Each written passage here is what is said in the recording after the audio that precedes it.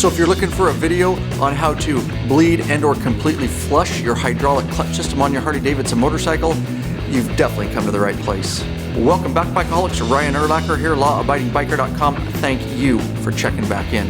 And before we get into the instructional portion of this video, there are some very important things you need to know about your hydraulic clutch system on your Harley. And because Harley recommends that you change your brake system fluid every 2 years regardless of mileage, I would strongly suggest you do the same to your hydraulic clutch system.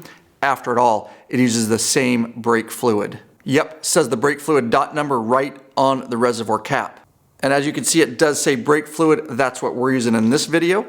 And of course, there are different brands, and you can certainly pay the Harley tax if you want to buy their branded fluid. So as I go through more important things on the hydraulic clutch system, I'm going to use the word brake fluid, but just understand we're talking about the clutch system. So you ask, why is it recommended to change your clutch fluid every 2 years? Well, you see, as brake fluid ages, its chemical properties deteriorate and it absorbs water.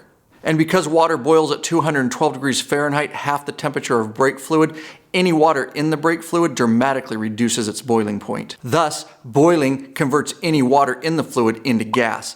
And because gas is more compressible than liquid, when brake fluid boils, it can cause your clutch to malfunction, and it may not even disengage. Let's talk quickly about the difference between bleeding and flushing your hydraulic clutch system on your Harley-Davidson motorcycle. When we talk about bleeding, as an example, maybe you did a handlebar job and you disconnected a clutch line, you introduced air into the system, you're simply gonna put some new fluid over the top of old, you're gonna cycle it just long enough to get the air out of the system and get your clutch back. Whereas flushing, you're going to flush the entire system. You're getting rid of all the old fluid out of the lines in the reservoir, you're replacing it with brand new fresh brake fluid. And the processes for this are really exactly the same. Want to save money, wrench on your own motorcycle, be part of the #1 online biker community? Every time that subscribe button and bell icon are hit, another biker joins the revolution. We'd love to have you be part of it. And this is a very inexpensive project to do, just the price of brake fluid, which is really cheap. Best of all, after watching this video, you'll be able to save your hard-earned money. No need to pay a dealership to do this simple process. We're going to show you how. And although it's not mandatory, I do highly recommend that you purchase an inexpensive brake fluid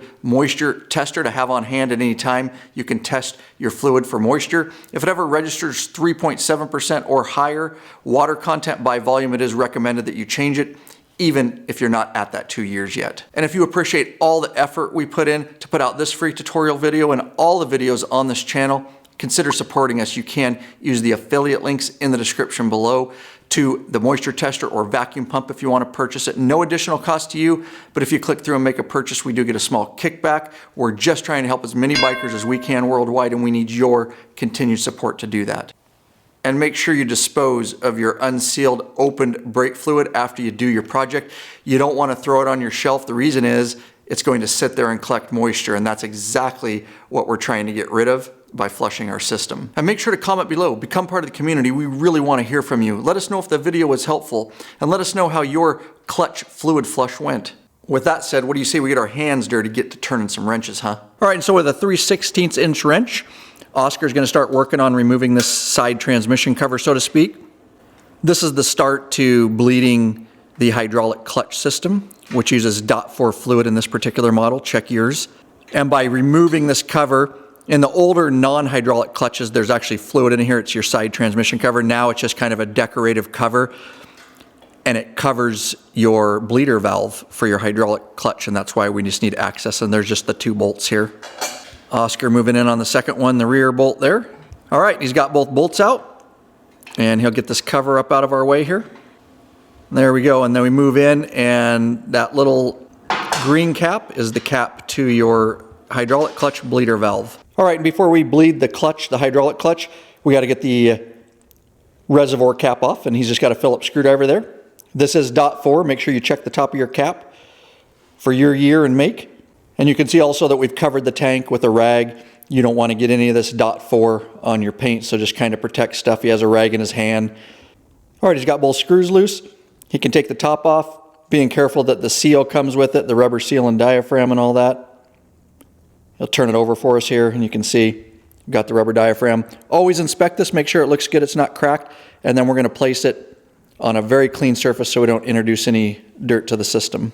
All right, and you're just going to set it down, and you kind of want to set it the right side up like this. If you set it upside down, it can, here's going to show you the bottom, it can introduce some moisture up between that and the cap, and then you'll get kind of a bleeding around your, when you put it back on around your reservoir. So always just set it in a clean surface right side up like that, and you should be good to go. All right, so you don't have to have one of these, but they are handy. This is a brake system moisture tester, and he's just going to pop the cap off of it. I'll link to it in the description below if you want to get one. If you change your fluid every 2 years, you really don't have to worry about it. You'll stay ahead of it, but this is 4.5 years old, so we're curious.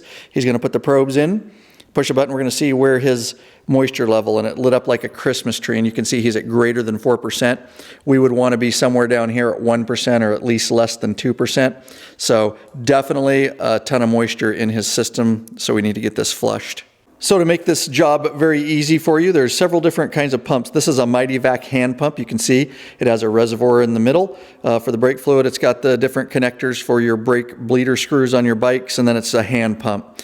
And we used this for years, and it still works perfect. It's a little bit cheaper than the air one, which we'll show you in a second, but I'll link to these in the description below. Get one, it'll make your life easy. And both these products are from MightyVac, and like I said, we'll link to them in the description below if you want to get hooked up. It helps support us, no additional cost to you, but we get a small kickback if you click through and purchase. This is the pneumatic one. It is, again, by MightyVac, and simple. You'll see it in this video. We're going to use this one. We hook it up to an airline, and again, it comes with all the different little brake adapters for the screws and everything.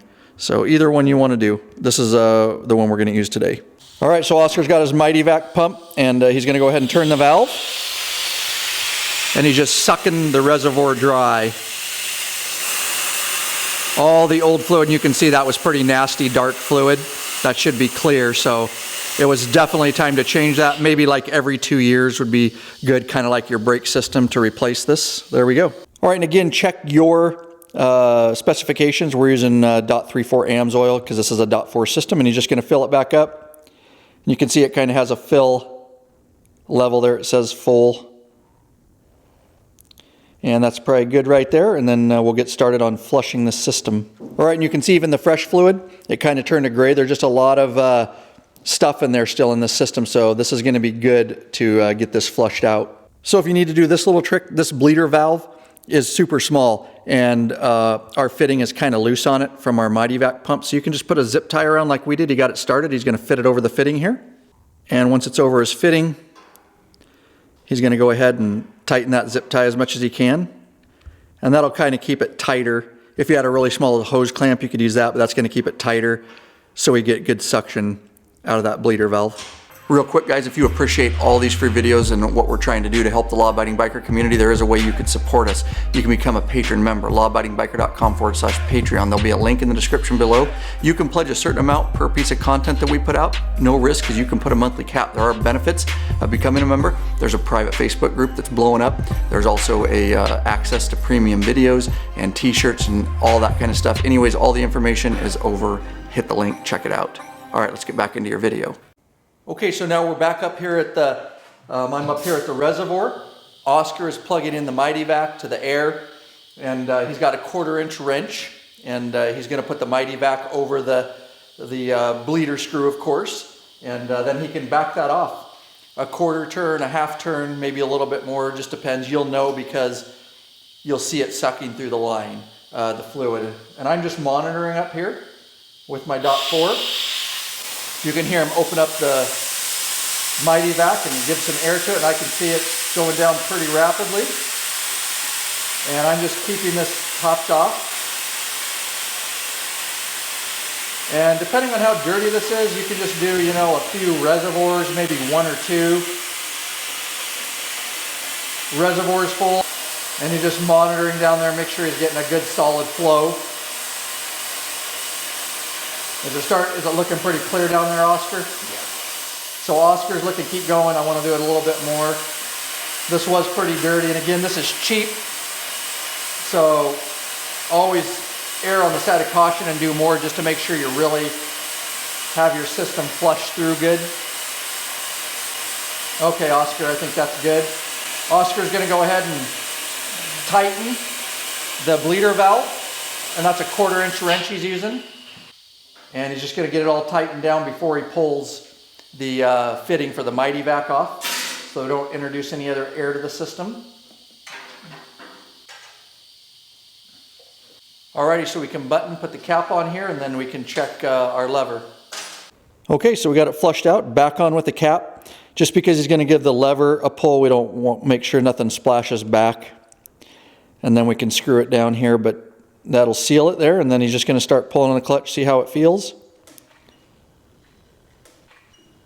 Pulling it a few times, and all feels good, like the normal clutch. See, it was a little loose at first, and then it starts getting, he started feeling some tension on it a little bit, more like a normal clutch, and that's what you're looking for. That way we know we have no air in the lines. Now he's just going to screw it down with his 2 Phillips, and again, just don't over tighten it. All right, and he's just putting his side decorative transmission cover there. And it's just 2 bolts, goes on really easy. And with his 3/16 inch hex head, he'll just tighten those down, tighten another 1/4 turn. No big deal, because it's just kind of a decorative cover to cover that bleeder valve. All right, and don't forget to clean everything up, of course. Bug slide, awesome. Our stamp of approval, guys. Waterless motorcycle cleaner, sold right in our store, lawabidingbiker.com/store. Great for maintenance, cleans all this junk off and puts a nice microscopic coat on there, so it makes it easier next time cleaning bugs and all the grime off. Again, guys, bug slide in our store. That's what Oscar's using.